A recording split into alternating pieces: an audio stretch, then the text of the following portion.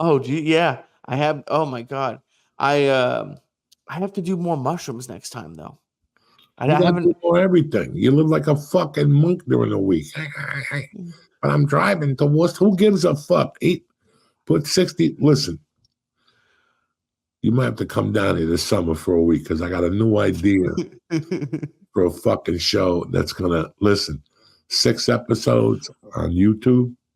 Right. We're gonna get an offer. I've From been who? Like a rehab place? no, what fucking rehab? Who's going to a rehab? I don't know. It's me apparently. No, that was 3 years ago when the guy still worked at the rehab. He ended up going to jail for insurance fraud. He's doing 6 to 10 in Florida now. What? Oh, I forgot about that. You told me you were gonna send me to rehab and give me 20 grand. Yeah, that's what they do. They take the So insurance money, they give you a little kickback, then they put your brother's name on there, and your sister and mom, and the whole family goes to rehab. You get 100 grand. Everybody gets a new start. You know what I'm saying? yeah, but now he's in jail. That's So okay. what are we gonna do for this show? What this I like? What am I being? This show is so fucking powerful. I can't even send it over the airwaves Okay. because there's only Oh, 4 or 5 people that can pull this off and look at themselves straight in the fucking face. You know, if I put this out there, I'm gonna tell you who's gonna steal it. Fucking that creepy marijuana fucking channel, Vice, with their fucking crumpets and people bacon and shit. What the fuck?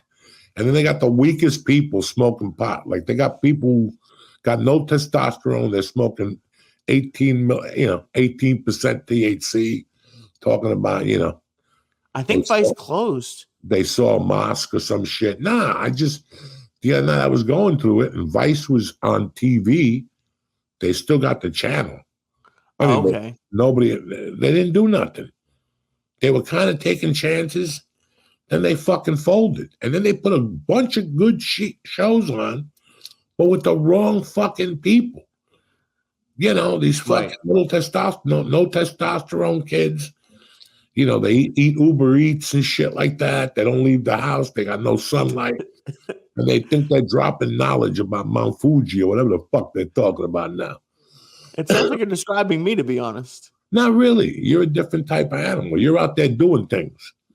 These people ain't doing things. Somebody's paying for their fucking college tuition, and all of a sudden they're fucking Confucius. And now puts them on a fucking TV show to talk to the consumer about weed, and the shows are god awful.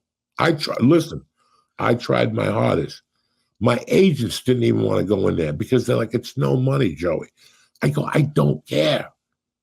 I have to prove a point. You got these fucking jamokes on there, fucking taking 5 milligrams, and this vapor pen is tremendous. Get these fucking jamokes off. You're not doing nothing for the marijuana industry. I'm sorry. Holy shit.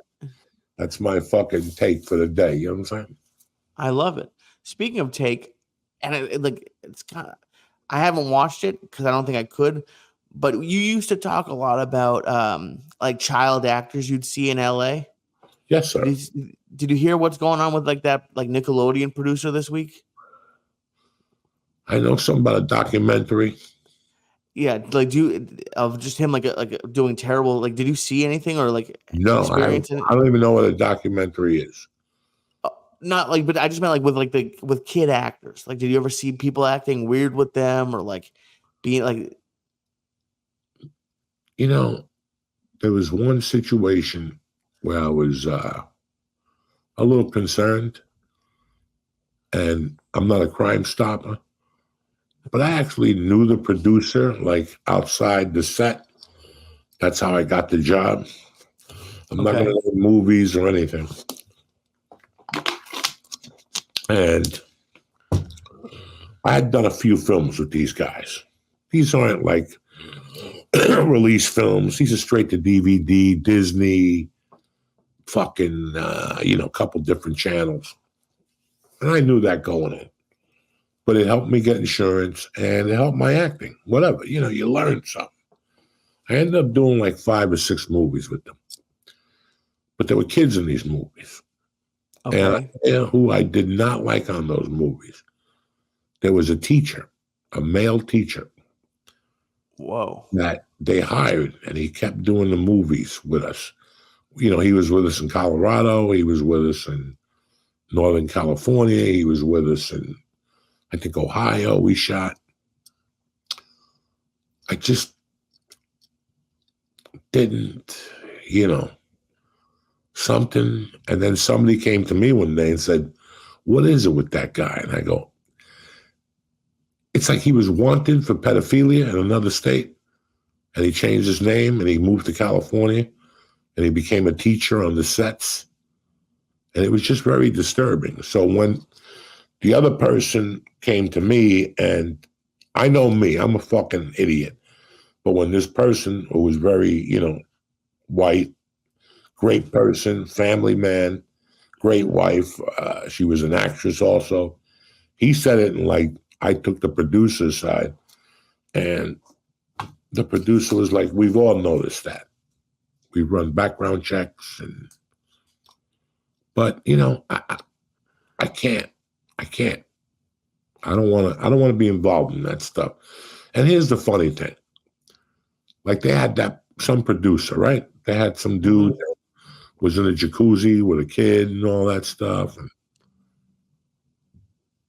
you know, guys, we saw some creepy stuff out there. And throughout the years, you're gonna see something in LA, save it in your memory bank, and 12 years from now, Diddy gets caught in an orgy jumping up and down with a bunch of rappers, you know. But you heard something 15 years ago and you were like, that's Right. It's like when my mom used to go, Rock Hudson's a fag. I used to go, stop. Right. Stop. Don't say those things. And then one day, 15 years later, you hear about it and you're like, those people weren't wrong. That's what you're about to see in the next couple of years. Fuck. Listen, I don't know what's going on out there. I know that I was never a part of anything out there beside the Comedy Store. And when I did a movie or whatever, I always had a good time.